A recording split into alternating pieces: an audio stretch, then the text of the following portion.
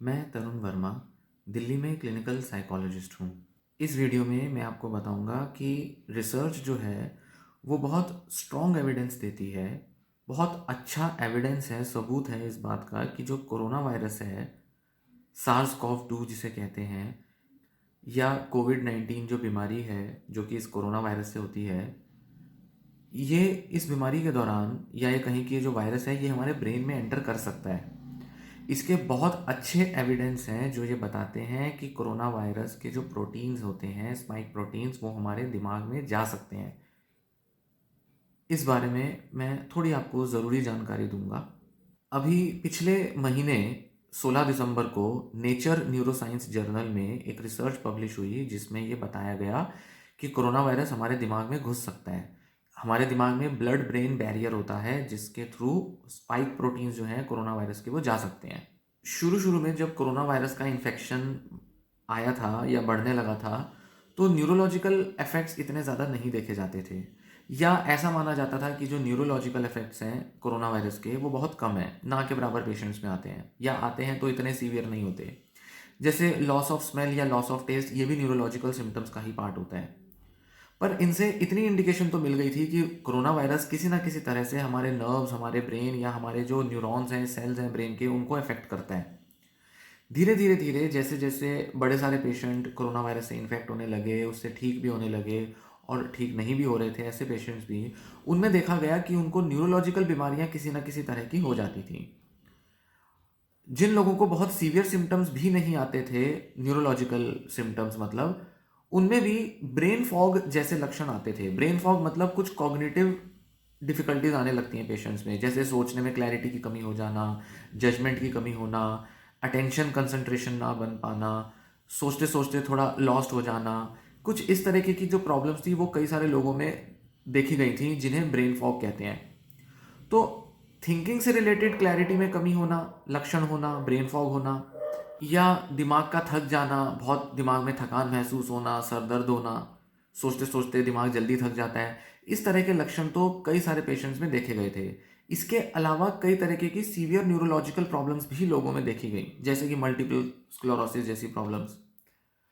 तो जैसे जैसे ये एविडेंस गैदर होता गया तो साइंटिस्ट जो थे वो इंटरेस्टेड होने लगे कि भाई क्या कोरोना वायरस जो है वो हमारे ब्रेन के अंदर घुस सकता है, जा सकता है, क्या वो ये लक्षण जो लाता है क्या ये ब्रेन के अंदर जाकर लाता है। इनिशियल जो स्टडीज थी वो तो ऐसा बताती थी कि कोरोना वायरस दिमाग में नहीं घुस पाता, क्योंकि दिमाग के अंदर जब हमने कई सारे टेस्ट किए, दिमाग के अंदर जो CSF है, फ्लूइड होता है, उसके टेस्ट किए और ब्रेन सेल्स को देखा, या जो लोग मर जाते हैं उनके ब्रेन की ऑटोप्सी करके देखी गई, तो बहुत ज़्यादा ऐसा नहीं देखा गया कि दिमाग के अंदर जो है वो कोरोना वायरस मिल रहा है।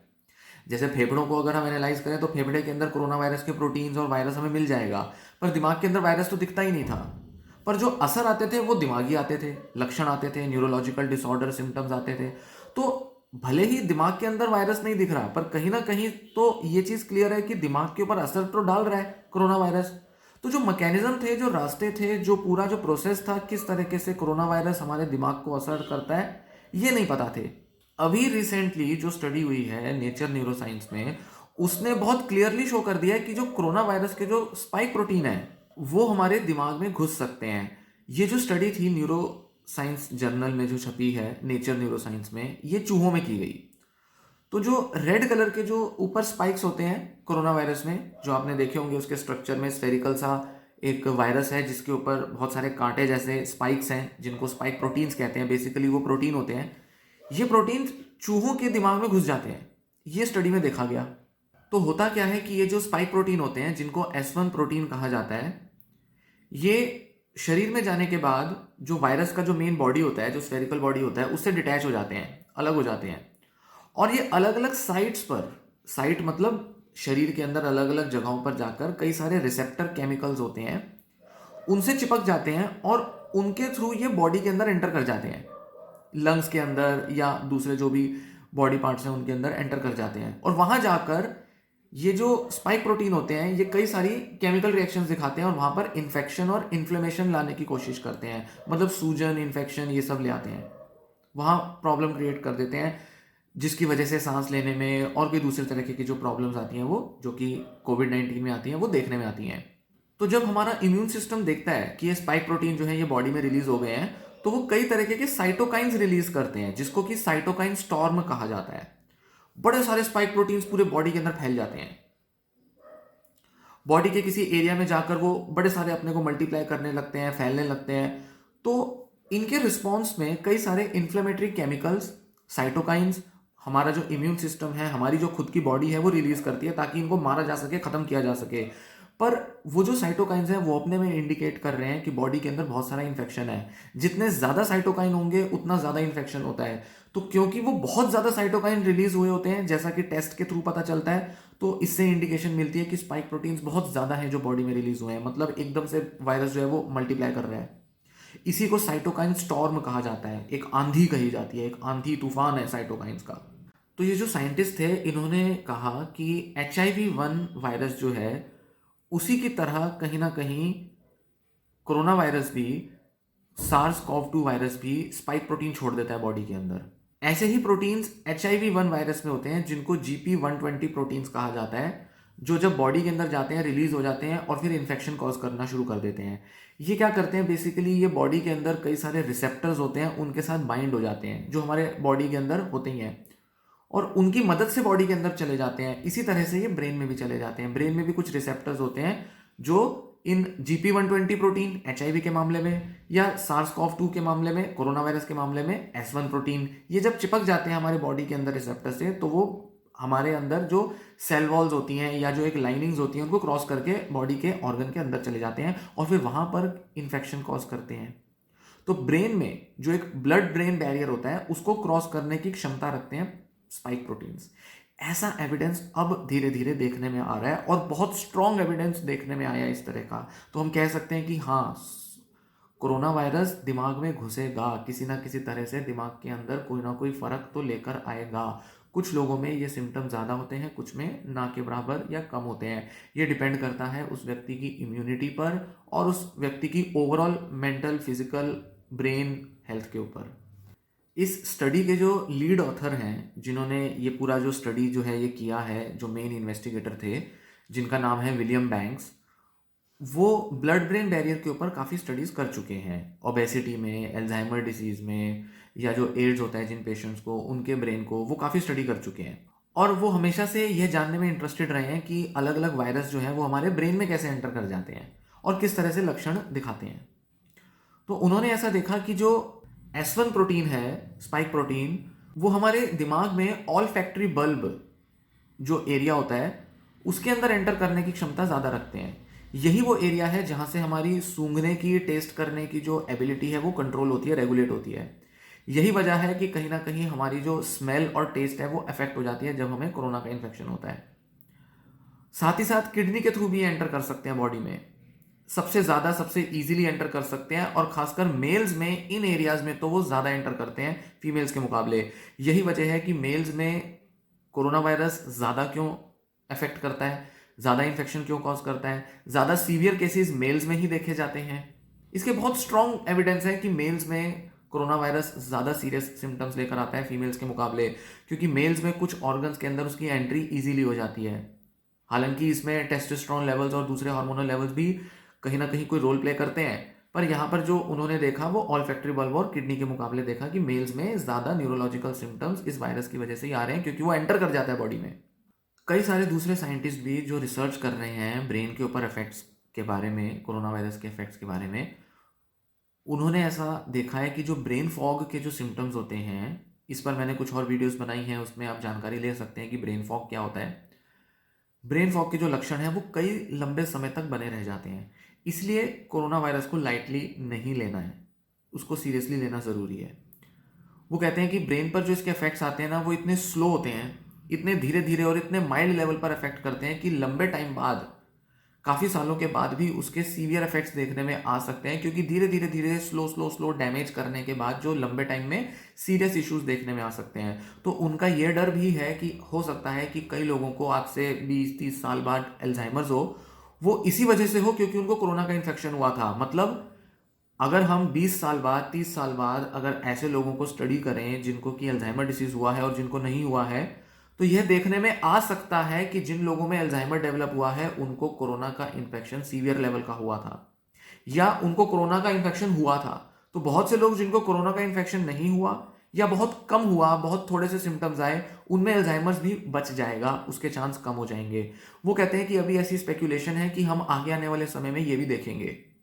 तो फ्यूचर रिसर्चेस में ये चीज़ देखी जाएगी कि ये जो कोरोना का पेंडेमिक हुआ है, ये किस हद तक, किस लेवल तक लोगों के दिमागों को अफेक्ट करके गया है।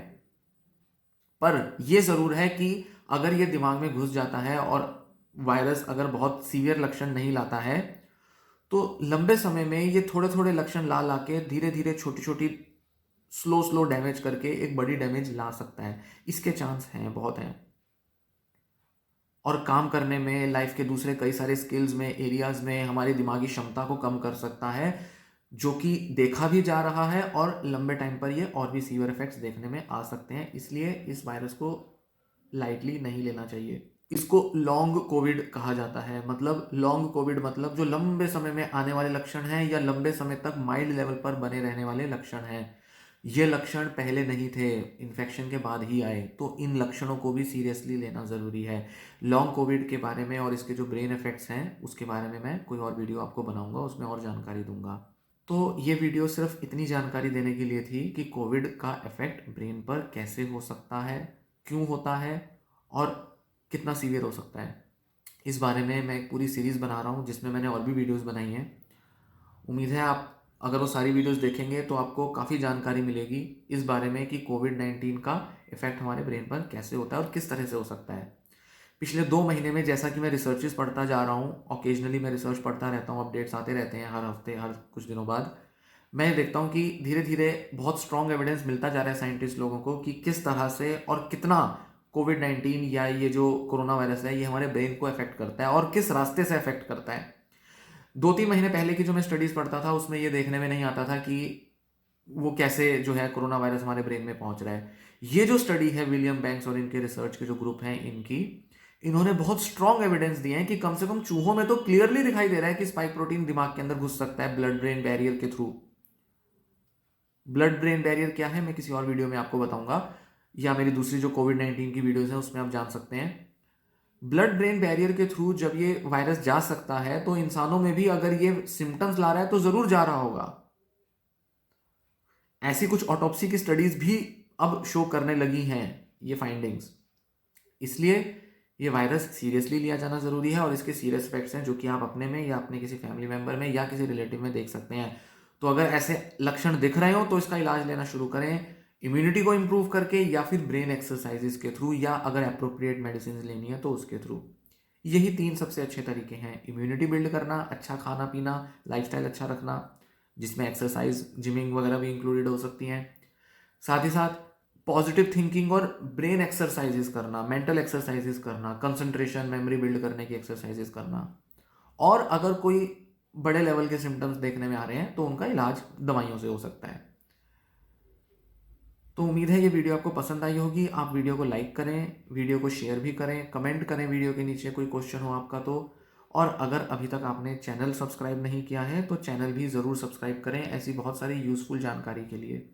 ऐसी बहुत सी हेल्पफुल यूज़फुल जानकारी जो मैं कोविड-19 और ब्रेन के रिलेशन पर देता रहता हूँ उसको जानने के लिए भी आप चैनल सब्सक्राइब करें।